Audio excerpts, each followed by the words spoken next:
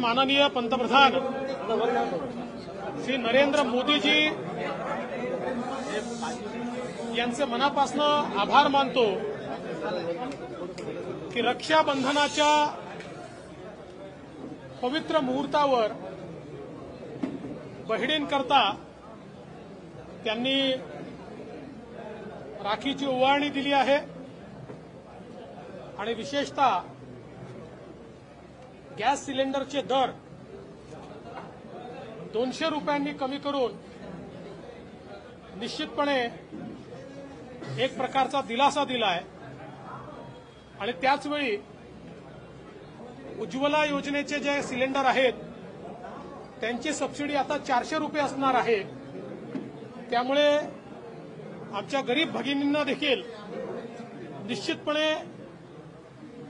एक दिलासा यातनं मिळणार आहे आणि म्हणून मी